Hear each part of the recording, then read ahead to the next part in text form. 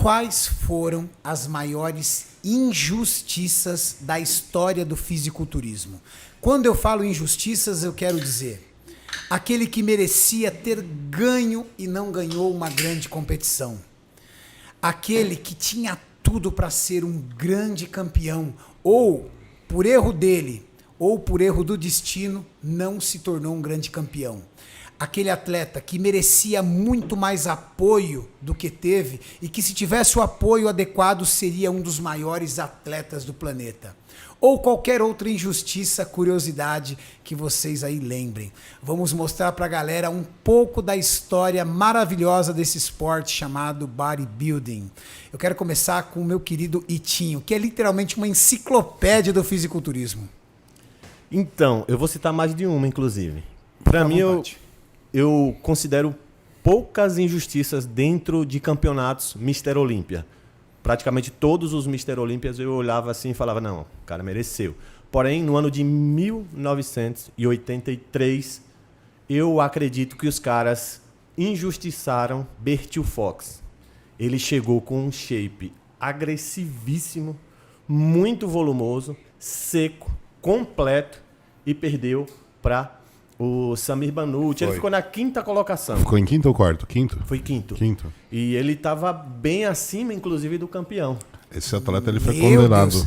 É esse camarada aí? Sim. Esse cara que foi Anos condenado. 80. Ele matou a mulher e matou a mãe da mulher. O quê? Ele assassinou a mãe e a mulher dele. Por quê? Não sei. Ninguém sabe. Ninguém sabe. Ninguém sabe. Acho que foi na dieta, faltou carbo. Na verdade, ele já estava aposentado. É. Já estava há anos aposentado. Sim. Já. Ele foi condenado à prisão perpétua. Mas você pega ali, ó, aquela foto de peitoral de lado ali, de 1983. Sim, pode ser essa daí. Olha ele do lado do Lee Haney. 8 vezes campeão, o Lee Haney. Ele é um cara muito famoso porque ele treinava absurdamente pesado, Renato. Tanto é que o apelido dele era Brutal. Brutal Bertil Fox. Meu Deus. Não, ele é brutal em todos os aspectos. Matou a mulher e a sogra. É, o bicho era Você um já vê a cavalo. diferença de massa dele para os demais atletas, que inclusive ficaram à frente dele. Inclusive, Olha que interessante, né? Você vê a diferença dos pesos, né? 210 libras, 188, 160, 225. e o Mohamed Macaui estava na melhor forma da vida dele. Na minha opinião, Mohamed Macaui é o melhor posador da história do esporte. Sim. Interessante que o Samir Banucci era um dos mais leves, né? Sim, e pra mim é o melhor Classic Physique de todos os tempos, é Samir Banu. Se fosse hoje. Sim. Brigando entre o melhor duplo bíceps de costa com Phil Heath. Exatamente. Aí é um encontro bem histórico, né? O campeão foi O campeão foi ele. Primeiro árabe e único, né, a chegar no topo. Sim. Então, para mim, nesse ano, o Bertil Fox foi injustiçado. Ele não era muito... ele não aceitava muitas derrotas. Então, eu acredito que isso fazia com que os caras acabassem deixando ele um pouco de lado. Cara, olha o braço dele. Essa época aí, o braço e o peitoral era muito valorizado, né? O supino deles eram muito fortes. Supino e rosca direta. Muito, muito, muito. Você se recorda de uma rosca direta pesada de um cara desse, Julião? Bertil Fox fazia com 90 quilos. Hã? 90 quilos. Pra treinar. Tem vídeo dele aí fazendo rosca. Coloca Biceps Curl, Bertil Fox. Esse era o método dele treinar. É. Isso aí, tudo assim. Soca a carga, Carga e vambora. vambora. Mas eles treinavam 4 horas, né? Não era como hoje. 4 horas? 4 horas de treino. Os treinos eram muito volumosos. Os treinos longos. old school demoravam 4 horas. 4 horas. É verdade que o Arnold treinava peito e costa? Sim. Peito e costas. Dia de braço ele durava 1 hora em bíceps, 1 hora em tríceps. Pra fazer cada um, tá? Dia de perna era só agachamento, churrasco, cerveja e algumas cocitas a mais. Era só agachamento. Sim. Sim. Era um dia de agachamento. Eles se reuniam, faziam um churrasco, ficavam brincando, conversando, interagindo e E agachando. agachando. Que louco, cara. A outra injustiça que eu queria falar foi Arnold Classic 1990. Sean Ray venceu o campeonato Foi pra casa levando $60 mil. Uma semana depois, os caras falaram, devolve o troféu, devolve o dinheiro, você caiu no doping. Que Considero injustiça porque todos eles usavam tudo. Então, fizeram doping só no Shaw? só no chão. Não, na verdade foram o chão e mais uns 3 atletas que caíram. Foi diurético, né? Diurético. Foi o ano que a FBB tentou introduzir o doping, que foi a Olímpia com Isso. doping. Foi o pior Olímpia da história. Foi. Aí eu considero uma injustiça porque os caras sabiam que todo mundo estava usando. Então houve Houve, uma Olímpia com doping. houve um interesse em transformar o fisiculturismo em esporte olímpico, uma remota época. Ali, no início Mr. de Olímpia 90 com ali. doping, categoria super pesada, tinha quem? Ninguém. Não. Os caras perderam cerca de 5, 7 quilos on stage, todos. E na verdade, para mim, quando você coloca um teste antidoping numa competição, você não está inibindo o uso. Aí. Na verdade, você está fazendo com que os caras usem mais drogas para inibir o teste. Aí caiu o título para Mike Ashley, né? Isso. Uma semana depois, o cara recebe a notícia de que tem que devolver o dinheiro e o troféu. Caraca. Quem foi o vice? Olha lá, o Mike Ashley lá. Mike Ashley. Isso. Que é o menor cintura de todos os tempos. Suposto natural. Suposto natural. É. O Mike Ashley tem acho que é 60 de cintura? Quanto que era? 60 centímetros de cintura, Renato. Tá louco, cintura de Mauel. Fisiculturista. Põe uma foto do Mike Ashley aí pra galera ver. Isso Ashley. até hoje é a grande amargura do Shawn Ray. Com Vira e certeza. mexe, quando ele faz uma entrevista, ele lembra disso. Ele Ah, sempre mas fala. mas eu acho que é pior pra ele quando ele foi vice pro Dorin no biceps. Eu lembrei ele na entrevista que a gente fez na Muscle Contest. Vamos bater nisso aí. Vamos bater nisso aí, neguinho. É. Como os caras tinham um shape bonito naquela época, né? Tinha. Será que eles batiam o peso de um Classic com esse físico ou não? Ah, eu acho que aí ele devia estar girando em torno de, sei lá, 94 quilos. Eu acho que 83. 92. Eu acho que... Tem uma entrevista que o Arnold fala, acho que é esse ano que o Michael Ashley ganha, que o Arnold próprio fala sobre simetria e usa ele como referência. Tem uma entrevista do Arnold aí, pós-competição. Jorlan, e pra você? Uma grande injustiça do mundo do fisiculturismo. Ah, tem algumas que eu considero assim, né? Injustiça. Tá, tanto que a gente vai tratar aqui, eu e o Julião vamos falar sobre essa derrota do Shawn Ray pro Dorian, em 96, que o Dorian estava com o bíceps rompido, né? Falando em questão de simetria e etc. E eu achei que o Shawn Ray estava numa condição excelente para aquele ano ali. Tem outras que eu considero, mas tipo, fatalidade, né? Sempre um cara atrapalhando ali, Flex Wheeler, né? Uma época o Dorian, na outra época o Rony, que eu achei que esse cara deveria ter pelo menos um título de Olímpia, assim. Eu também acho, cara. E quando eu era moleque, o físico que eu mais gostava era do Flex Wheeler. Todos nós. É, né? Cara, é épico ele com aquele short jeans desfiado, Sim. entrando... Que academia era aquela que era céu aberto? ô, Ju? Venice Beach. Era Venice Beach? Venice Beach. The Hard Body é o nome do CD. Eu tenho. Eu tenho também. Pois é, cara. Ele chegava com aquele carrão, ia lá, treinando pesado, os músculos todos em 3D. Ele tinha uma pele que... Ela tinha um brilho diferente, a pele dele. Verdade. Ela tinha um brilho diferente, a pele dele. Hoje, você vê os atletas com aquela pele craqueluda, né? Muita acne, muita Mudou espinha, muito. uma pele muito suja, muito grossa. É só você comparar, Renato. O Flex Wheeler, ele tem uma versão moderna, que é o Lionel Bayek. O Lionel Bayek tem a pele feia demais perto do Flex Wheeler. Verdade. Mas- Não, e o Flex, pra mim, é a pura demonstração que o bodybuilder é uma ilusão do palco.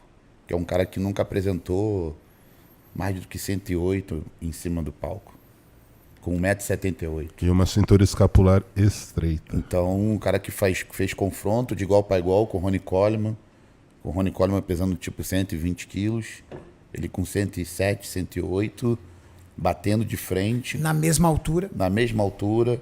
Perdendo por um ponto apenas. Exatamente. Né? Em 98 ainda fechou a prévia ganhando. Aí o Rony passou a noite, né, na pontuação, que foi quando o Rony foi Olímpia pela primeira vez. Então, assim, fica até bom pra galera aí começar a observar, esquecer um pouco a balança e começar a olhar o seu shape. Porque o pessoal se prepara muitas vezes em cima da própria balança. Claro que tem categoria que você vai precisar bater o peso. Mas tem gente que pensa assim, não, preciso encher balança e tal. E às vezes o shape vai dizer muito mais do que o peso. E o atleta, principalmente o atleta bodybuilder pesado brasileiro, ele se sente muito orgulhoso quando ele ultrapassa a barreira dos 120 quilos. Com né? certeza. E aí você vê um Shao Ray leve. 95. Você vê um Flex Wheeler leve. Aí você entende. Só que leve, mas ao mesmo tempo no palco enorme. Enorme. Muito músculo, muita fibra, pele colada, separação muscular perfeita.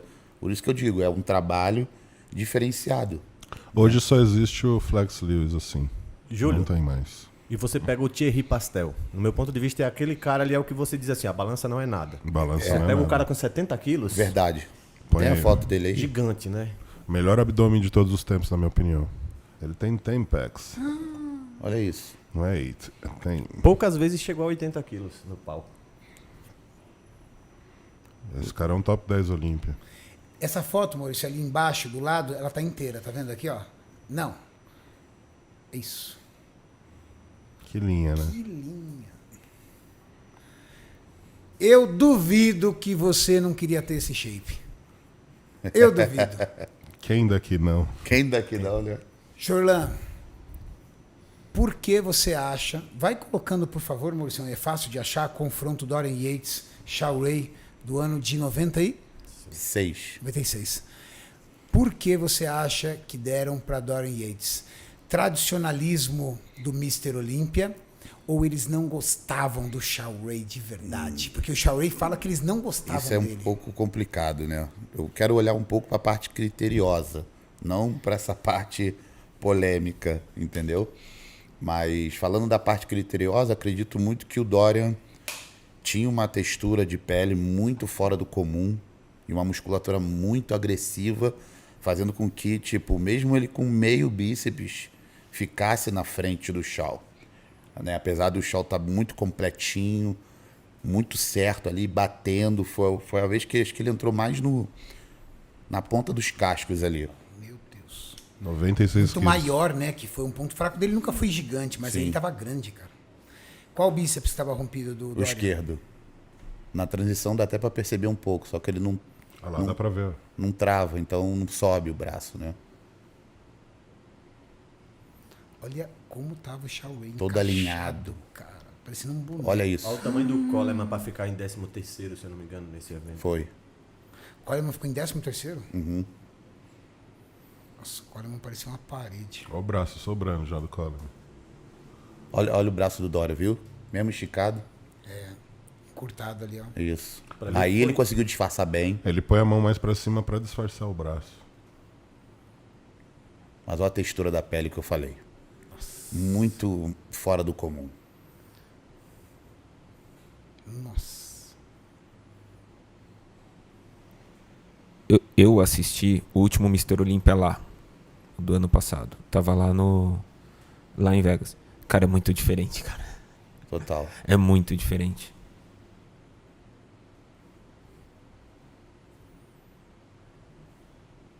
Ó, cara. Realmente é de dar dó, porque ele tava no melhor dia e perfeito. Tava. Você também tinha um Dorian que tava 100%, mas era um Dorian lesionado. Sim. É óbvio que na visão do juiz, o que permaneceu aí foi a discrepância de diferença de volume de um pro outro. Mas, assim, realmente é de dar dó, né? Tu acha que a pele contou também? Contou. Para mim foi volume e densidade. Mas vocês acham justo um atleta com um músculo rompido, aparentemente rompido, vencer um atleta que está completo? Isso depende muito, Renato. Coloca aí um cara que tem rompimento e ninguém fala que tem rompimento. Kevin Levrone. Sim. Desgramado, ninguém fala mesmo. É no peitoral, né? No peitoral, cara. Peitoral. Então, assim, depende de como que o cara sabe esconder aquilo. Podemos né? colocar Kevin Levrone em 2007? Ele já estava com... Já faz tempo. Que Já. ele- Kevin 92 Levrone acho que ele misturando. machucou. 92, 93. Sim.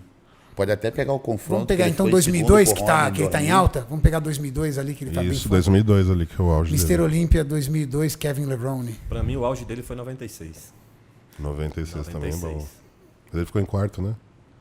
Eu acho que 96. Ele entrou com Kashmir, não foi? Led Zeppelin. Agora eu sei que o Nasser foi desclassificado, né? Ele ficou em terceiro e foi desclassificado. 96. Aí ele pegou o terceiro aí. Mas aí, ó, tá aí. Ah, não, esse aí foi 2002, né? 2002. 2002, Ficou em mas, sexto, né? mas dá pra ver, ele tá gigante. Hein? Não, foi segundo. Segundo aí que ele foi vice. Segundo. É, ele foi vice. Foi nesse que ele foi vice? Foi. 2000 também. É ali, ó. Olha lá, o peitoral dele rompido. É, dá pra ver ali a pontinha. O Mojipe era tão bonito que ninguém tava nem aí pra esse peitoral rompido, né? Não, mas não dá pra perceber realmente. É tão preenchido. A arte de pousar. É. Tanto é que ele é o cara que é mais imitado, né, do cenário, com certeza. Todo mundo quer imitar um Levrone. É verdade que Kevin Levrone, 6 meses do ano, corria com a banda dele por aí e esquecia do bodybuilding e apenas 6 meses ele se preparava para colocar esse shape? É, eu ouvi muito dizer sobre isso. O nome da banda era Full Blown. É. E ele realmente tocava, ele era o vocalista. Boas músicas, viu? Muito legais as músicas dele. Então ele realmente se dedicava um tempo para a vida musical dele. Ou seja, que genética, hein? Que Só genética. que Total. ele fala que isso dele parar 6 meses favorecia mais do que se ele tivesse tomando. Porque, segundo ele, a resposta do corpo era muito maior. Rapaz, vai pegar um cara de genética mediana, ficar só 6 meses rodando com a sua banda de rock, vai 6 meses se preparar que você vai ver. Você vai só andar para trás. Ô, Julião, me tira uma dúvida. São essas pontas aqui no peitoral que marca? É isso? Ali, ó. Tá vendo que tem 2 furinhos. 2 furinhos aqui, ó.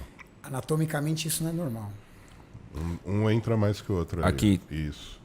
Isso é um rompimento. Ó, o outro não. E a sua injustiça, Julião? 1980. Arnold Schwarzenegger foi declarado campeão. Era o retorno dele 5 anos posteriores à sua parada. E o Joey Wader precisava promover a federação, já levando em consideração que Arnold estava sendo lançado no cinema. Então eles precisavam aproveitar o hype do Arnold na época e o colocaram na competição, assinaram um contrato com ele 1 ano antes disso acontecer. E ele se preparou para esse Mr. Olympia apenas 1 ano, ele não vinha mais treinando. E ele derrotou o Mike Mentzer, que estava na sua melhor forma da vida. Porém, para isso não ficar tão evidente, não deixaram confrontar lado a lado. Jogaram o Mike Mentzer para 5º colocado.